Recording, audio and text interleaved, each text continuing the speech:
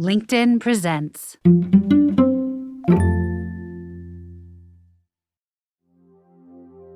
I was angry that after all of the sexist slurs that had been thrown in my direction, to which I had not responded at all, that now there was going to be this endeavour to play gender equality back at me as an attack issue. Welcome to Rethink Moments. This is a show about big ideas and events that in some way change the way we think. And we're going inside the hearts and minds of leaders, creators and innovators to explore how these moments change them. I'm your host, Rachel Botsman. It wasn't a het up, hot, explosive kind of anger. It was a cool anger. This is Gillard, the former Prime Minister of Australia and now the founder of the Global Institute for Women's Leadership. On October the 9th, 2012, during a now iconic Parliament session, Gillard was under attack. And every day that you, Prime Minister, run a protection racket for the current Speaker, just as you ran for months and years a protection racket for the member for Dobell, you indicate your unfitness for high office. She was accused of being responsible for the actions of Speaker Peter Slipper, who'd been sued by an aide for sexual harassment. Leader of the opposition, Tony Abbott, sensed an opportunity to take down the Prime Minister. I spent the time he was on his feet talking, jotting out handwritten notes and marshalling these sexist statements from him that I had at my disposal, and that, the weaving of my handwritten notes and the using of those statements, is the misogyny speech. I say to the Leader of the Opposition, I will not be lectured about sexism and misogyny by this man. I will not. And the government will not be lectured about sexism and misogyny by this man. Not now, not ever. The role of the speech was just coming to me in the moment. It wasn't second-guessed, it wasn't double-analysed, it was just coming out. Well, I hope the Leader of the Opposition has got a piece of paper and he is writing out his resignation. Because if he wants to know what misogyny looks like in modern Australia, he doesn't need a motion in the House of Representatives, he needs a mirror. That's what he needs. Your routine experience as Prime Minister is that you are standing up, meeting a wall of noise, a sea of angry faces who are yelling at you. And what happened in the misogyny speech was it started like that, but ultimately the power of the speech quietened them down, and I think the penny was dropping that this had not played out the way that they had expected it to. This was an explosive moment in Australian politics, and it was going to go beyond the chamber. Today on Rethink Moments, how Julia Gillard's powerful speech sparked an explosive narrative around the treatment of women in professional and public life. I walked back to my office and, staff were already telling me that phones were ringing, emails were coming in, that there were emerging online reactions to it, which showed that it was going to go well beyond the parliamentary chamber, indeed well beyond Australia's shores. What happens when one moment defines your career legacy? And what does this tell us about how society values female leaders? Stay with us.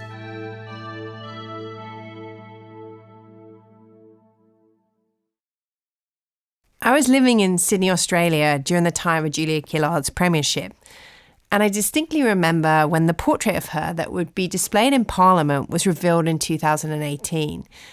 The painting captures such an interesting blend of strength, warmth and contemplation. When I look at that painting, it seems like an invitation to consider how Gillard was treated during her time in power. I was curious to know what she sees when looking at the portrait.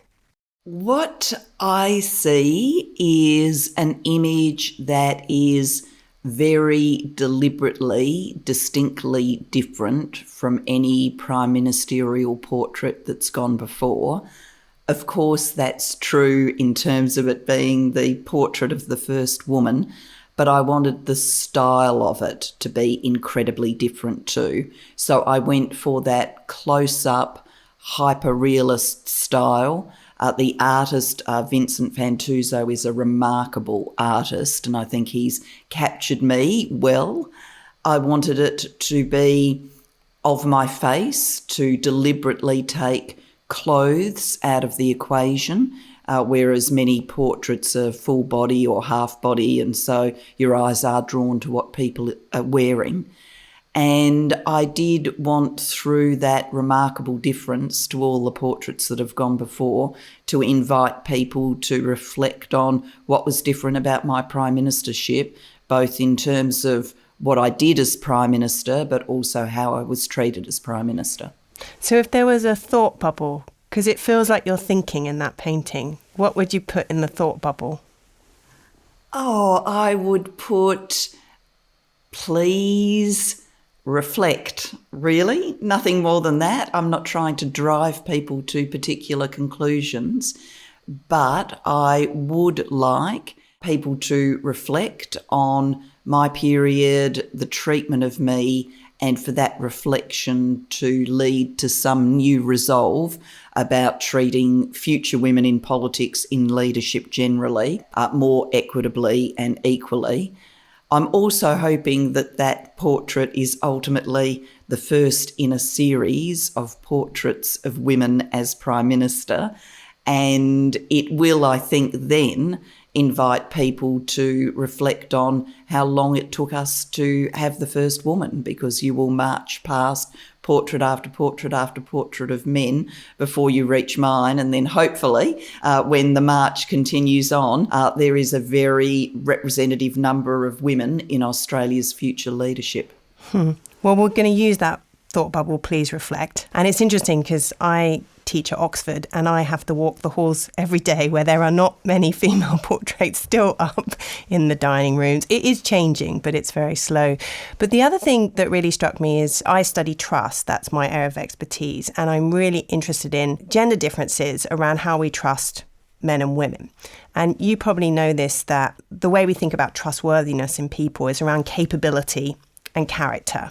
So capability is all about competence and reliability, and character is about integrity and empathy. And in that portrait as well, there is this really interesting blend of sort of strength and warmth and compassion.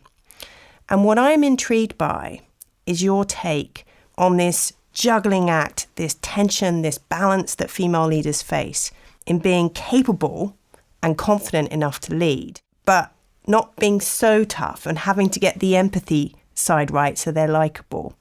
What's been your experience on this yourself, and your take on what you've seen in other female leaders of how they have to balance this capability and character side? There certainly is a tightrope, and I intuitively felt it when I was Prime Minister, that if you came across as too strong, people would conclude you were very hard, very unlikable. So I was always aware that there was the tightrope, and coming across too strong was one side of it. The other side of it was coming across as too caring, too nice, where you would be dismissed as lightweight or perhaps not with enough backbone to do the job. I intuitively got that as Prime Minister, but in the years since, I've sort of studied the research around that. Partly I've done that in my role with the Global Institute for Women's Leadership. Partly I did it to write a chapter on gender in my memoir, My Story, but then much more deeply to co-author with my great friend Ngozi Okonjo-Iweala, currently the leader of the World Trade Organization, to write our book on women and leadership, where we delved into the research and interviewed 8 women leaders and discussed very directly with them how they felt about this tightrope. And every one of them said that it was in their mind as they went out and spoke as leaders, acted as leaders, were received as leaders. They always knew that it was there. And that, I think, is an extra pressure on the shoulders of women that simply doesn't exist for men, because we don't have the same requirements in our brains, the same gender stereotyping when we look at male leaders. So it is enough for a man to be strong, and if he is strong, we are very likely to conclude he is also quite likeable, whereas for women, if a woman is strong, then we will quickly conclude she is hard and unlikable, and that's why the tightrope exists. And in this research you've been doing, because it's so interesting that people often conflate, with men in particular, confidence and capability. Really confident must be capable, but that forgiveness is not given to women. Is that something you're seeing in the research, that confidence can be used as a mask for capability, but women don't get to play that card? No, they don't. And there is a wonderful book about this by an academic, Thomas Chamorro-Premuzic, who digs into the fact that we are absolute suckers, all of us, because we all have these gender stereotypes in the back of our brains. We are absolute suckers for concluding that a confident, charismatic man is a competent leader. And Thomas does all of the dig to show actually that confidence and charisma are not correlated with good leadership outcomes. But I think that is our historic model of leadership, someone with a lot of front, a lot of swagger, someone with the charm to take others with them. And we just continue to apply that template, even though in this very fractious, difficult world, actually the person who knows they don't know, who is prepared to reach out and rely on the expertise of others, who's prepared to consult, who is prepared to think a second time, is more likely to be the better leader. These three words, I don't know, humility, I think it's one of the most underrated leadership qualities, that it's actually a superpower when it comes to trust once you've established your capability. Yet it seems like leaders are very afraid to say, I don't know, I'm not sure, I don't have the answer. And it's been interesting watching Prime Minister Jacinta Ardern during the pandemic and Angela Merkel have a very different take on this, like exhibit humility in very different ways. What's your observations of the role of humility in leadership and how we need to think differently about that? I think for many leaders in the public eye, and particularly for politicians, for presidents and prime ministers who ultimately need to carry the electorate with them, there is often a divide between the humility behind closed doors, where they will say to their team or their colleagues, I don't know, I've got to think on it, don't press me on this now, compared with the sort of bravado they feel the need to show to the public. And I think that is, in fact, not necessarily because they worry that the public would be discomforted if they said, I don't know, but they worry about the media storm it would create. And I think in the face of the pandemic, doubt and uncertainty was given more license and more space because everybody got it. You know, every journalist, every commentator got it, that this was a new virus, a new phenomenon, and anybody who said, gee, I've got this, I absolutely know everything about COVID-19, was nowhere near telling the truth because it was impossible to know everything. But in most circumstances, that political space is not given. So a leader who says, in respect of a question about the economy or social security policy, what are you going to do about homelessness or whatever, who responds with an I don't know, I think will be pilloried. And so part of what we need to do is, as followers, to the extent that all of us look to some leaders in our lives, political leaders, corporate leaders, civil society leaders, and the like, all of us to say, I would value it if you let me see your doubt. I describe humility as a confident relationship with what we don't know. Humility is when we take time to sit with our doubts, when we slow down and challenge assumptions. Just think of what can flow from more humble leadership: sincerity, fairness, truthfulness, and most of all, trust. I wondered if Julia sees this trait in other female leaders. I certainly think Jacinta Ardern is showing a new style, and a new style for a woman leader.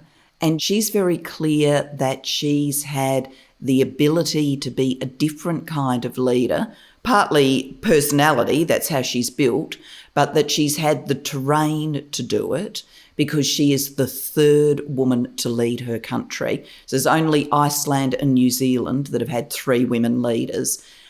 And so she's very conscious that in New Zealand, the question, can a woman lead, which is, I think, the often unvoiced but central question when a woman first comes to a leadership role, can a woman lead? That question in New Zealand has been asked and answered. There is no doubt. Everybody knows women can do this job. Women have done this job. And so because that question is asked and answered, then Jacinta has had the ability to go to the next question, which is, how do I want to lead? I don't have to prove that I can do this in the same old style. I can actually think and do this differently. I can reflect more of my personality and predispositions to lead with empathy and kindness than perhaps if she'd been the first woman.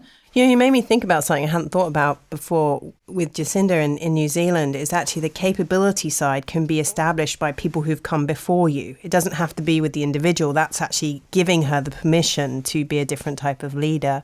So narrative and media narrative. One of the things that struck me about your leadership and your legacy as Prime Minister is that the speech, which we're going to get to, about misogyny, has overshadowed what you achieved. You achieved so much. I remember like the National Disability Scheme, the carbon tax, the carbon pricing, the new funding for education. These weren't easy pieces of legislation. And I wondered, how does that feel that this moment, which is an amazing moment in itself, has come in many ways to define your legacy, which is a character moment, not a capability moment? Yes, this is a very vexed topic for me in some ways. When I came out of politics and in the years that immediately followed, I'd have to say I did have a little bit of resentment that all of my time in politics apparently came down to one speech. And it coincided with a period in my life when I was travelling far more routinely overseas than I ever had at any other stage in my life. And understandably, if I was pounding down a street in the UK or in the US or whatever, if someone rushed up to talk to me about politics, they were rushing up because they'd watched the Misogyny Speech. And I did have this sort of, I'm very happy to talk about it, but, I was kind of in politics for a decade and a half and did more things than just this speech.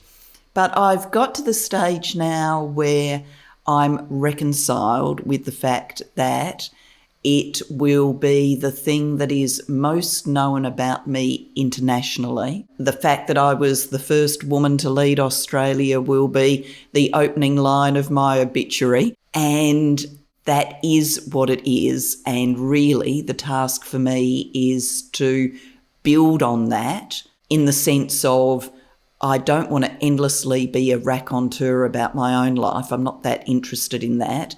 But I am interested in bringing reflections about my past experiences, including the speech, to the contemporary conversation as a way of hopefully energising that conversation, shining a light on what it means to call out sexism and misogyny, and to help be part of creating a growing wave of change for gender equality.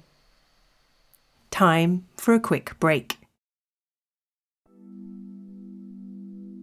The themes that would come to a head in Gillard's speech have very much been bubbling since she assumed office as the 27th Prime Minister of Australia on June the 4th, 2010. She was regularly branded a liar, a witch and a bitch by the opposition and by sections of the Australian media. It was shocking and diabolical. Reading the newspapers, I often wondered how on earth Julia Gillard got up in the morning to face the media and the public, let alone continue to lead in such a decisive way. Fast forward to 2012, and the Peter Slipper scandal had given Gillard's rivals, most notably Tony Abbott, a new angle for the attacks. I knew that given this was the political crisis of the day, that I would be getting questions about Peter Slipper, I'd be getting questions about sexism, and there would be an endeavour to paint me as a hypocrite on all of these issues because I'd supported Peter Slipper even though I could not have known about these text messages at the time. Question time is standard daily procedure in the Australian Parliament, where the government is held to account by questions from other parties. It's political theatre or a circus, depending on the day, with leaders often strutting their stuff and the opposition jeering and jibing to embarrass the sitting government. The more you sledge, the more you're applauded. But on this occasion, Gillard was prepared to go on the offensive. And so every day in the lead up to question time, I would work with my staff. So I asked them to get me, the leader of the opposition's various sexist statements, and he had made a number of them, because I was going to use those as ammunition when the questions came. I mean, as it turned out, when we went into the Parliament for what should have been the start of question time, instead of asking questions, the opposition leader jumped to his feet and moved a motion. And so there was an immediate debate. He spoke first. And what has come to be known as the Misogyny Speech is my immediate reply. So I spent the time he was on his feet talking, jotting out handwritten notes and marshalling these sexist statements from him that I had at my disposal. And that, the weaving off my handwritten notes and the using of those statements, is the Misogyny Speech. It's incredible that it wasn't scripted. I think that's an assumption that many people make, that it was a strategy that you came up with your team and it was carefully scripted and it was rehearsed. But standing up, what did you feel inside if you had to pick an emotion? If I had to pick an emotion, I would have said cool anger. You know, I was angry that after all of the sexist slurs that had been thrown in my direction, to which I had not responded at all, that now there was going to be this endeavour to play gender equality back at me as an attack issue. I was angry about that. But it wasn't a het up, hot, explosive kind of anger. It was a cool anger. And I think that it was a cool and indeed kind of analytical anger, shows in the speech. I was offended when the Leader of the Opposition went outside in the front of Parliament and stood next to a sign that said, "Ditch the witch." I was offended when the Leader of the Opposition stood next to a sign that described me as a man's bitch. I was offended by those things. Something I've always found fascinating about the speech is how Gillard used a very personal I rather than talking in more generalised terms. It was a nuanced but powerful shift in language that resonated deeply with the lived experiences of women across the political spectrum and around the world. It's not something we often hear from political leaders, but was it deliberate? I can't say to you that any of it, was a conscious decision. I mean, people talk about flow states and all the rest of it. I'm never any good at all of that kind of stuff. I haven't delved into it as much as I possibly should to understand it all. But to the extent that I've any insight into what people mean by flow states, I think I was in one. The role of the speech was just coming to me in the moment. It wasn't second-guessed, it wasn't double-analysed, it was just coming out. Who are you looking at? Because it's interesting on the videotape, like Julia Bishop is literally cannot look at you. Like she's like down on her phone and then you can see in her body language. And Tony Abbott looks just like a schoolboy. Who are you looking at? Well, they were like that at the end, but at the start, Tony Abbott and the entire sort of front bench and most of his back bench were doing what they normally do in question time and in hot debates, which is that they were hurling interjections and general forms of abuse. I mean, getting up in the Australian Parliament, it's a robust environment. And so, your routine experience as Prime Minister is that you are standing up, meeting a wall of noise. And what happened in the misogyny speech was it started like that, but ultimately the power of the speech quietened them down. And I think the penny was dropping that this had not played out the way that they had expected it to. And, then people kind of dropped their heads and started looking at their phones. If people aren't doing the wall of noise, they're doing the I'm not even listening to you to try and take the energy out of the room. In that moment, Gillard had no idea the speech would become a huge cultural marker in Australian politics and society at large. But as stunned spectators in the chamber that day, her colleagues, Wayne Swan and Anthony Albanese, knew they had witnessed something significant. I gave the speech, and because it was sort of cool anger, when I sat down, I knew it was a forceful speech because the opposition had dropped their heads, but I had no sense that it was going to resonate beyond the parliament and that we'd be talking about it here 10 years later.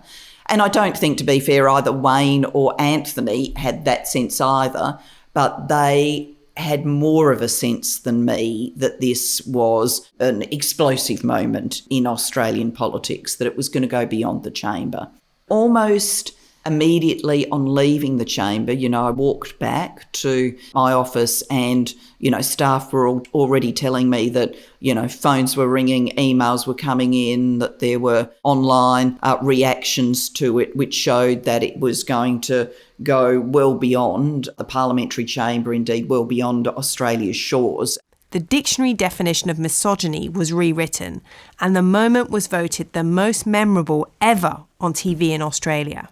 In 2019, the speech was catapulted back into mainstream consciousness through a series of viral TikTok videos. I remember being surprised, bemused, because I hadn't expected it. Obviously glad in the sense that, having called out sexism and misogyny that strongly, it was gratifying to have the sense that people had heard that call, but I didn't expect any of that. If you'd asked me what, and effectively Wayne and Albo in our whispered conversations were canvassing this with me, if you'd asked me immediately after I sat down, I would have said, I'm off to the rest of my day now. I've got letters to sign, policies to think about, meetings to go to. I would not have been speculating about what would happen with the speech. Well, I hope the Leader of the Opposition has got a piece of paper and he is writing out his resignation.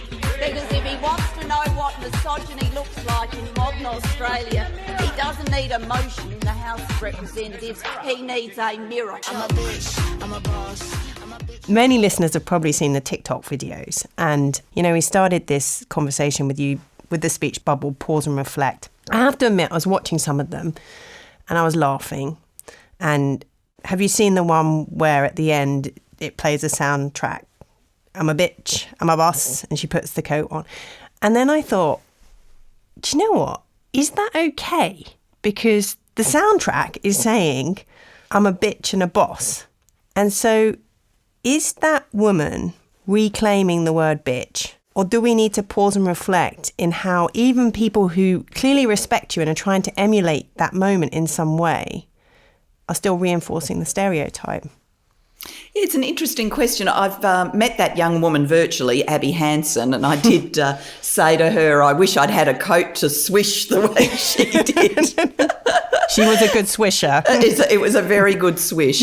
I'm in two minds about this reinforcement of stereotypes because, yes, the stereotype we are trying to get out of people's heads is that women leaders are necessarily bitches. That goes back to the things that people unfortunately do too easily conclude about women. But I do like the fact that the energy of many of these young women is not, I want to change the stereotype in your head by rational discussion and analysis and research of that stereotype. I'm a big believer in all of those things, and that's what we do at the Global Institute for Women's Leadership. But there's an energy beyond that, which is basically, I don't care what you think. And if what you think is stupid and wrong and stereotypical, I'm not allowing you to shape my reality and my sense of self. So too bad, too bad, bitch, boss, too bad. I don't care what you think. I think that is part of a broader new energy, deep frustration from these emerging women activists. I mean, the wave that comes off them, I think, is, for heaven's sake, haven't all of you sorted this out yet? Like, what on earth? And I love that energy. It's a positive defiance, but what's also beautiful about it, Julia, is not being afraid to use humour, which I think I sense, I don't know you, but I sense you're very funny. I hope I can crack the occasional joke, yes. No, but not Australian humour I struggle with at times, but that also, we don't have a place or often isn't given permission to be funny. And that's what I love seeing in this new wave of feminism, this positive defiance, and we can use humour in that sense as well. I agree with you on that. And I think, people like Hannah Gadsby, an Australian, forging a new kind of comedy, which one moment is making you laugh and the next moment is punching you in the stomach about some discriminatory attitude or action that is still happening in our society, and you roller coaster from belly laughing to being put back on your chair going, woof, wow, that's really confronting and I've got to take that with me and I've got to think about that, and then rolls back into the laugh. And I think there is something very powerful about that style. Yes, humour, yes, playfulness, and a sort of devil may care, I really don't care what you think sort of attitude all rolled into one. So how have your perceptions and the problems surrounding sexism changed based on what you know now? Based on what I know now, I think some things are better and some things are worse. And of the thing that's better is we are having now very deep, very thoughtful discussions about sexism, misogyny, gender, women in leadership, like this conversation. We've got the language to do it now. We've got the research that feeds the discussions. And we've got the public preparedness, I think, to mobilise in the wake of these discussions.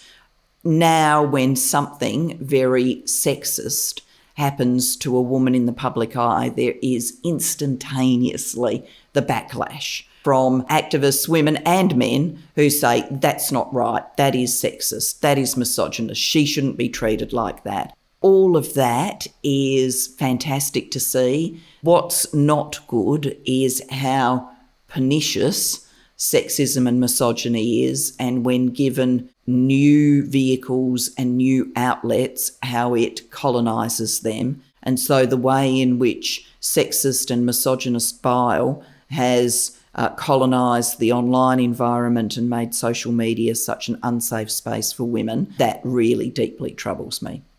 Last question, your rethink moment. So when you look back, you pick the time frame over your career, when you were in power. What was your rethink moment where you stopped, challenged an assumption, see something very differently? I think I've had a number of rethink moments, but possibly the most meaningful one, given the rest of my life and how it's played out, was in my years post-student politics, where I personally rethought who goes into politics and could it be me? And that for me wasn't just a personal set of decisions, could I do this? It was a collective engagement with other women as we sought to bust through structures and make new rules to ensure that lots of women got the opportunity to do this. And we campaigned and effectively forced the Australian Labor Party to adopt the affirmative action rule.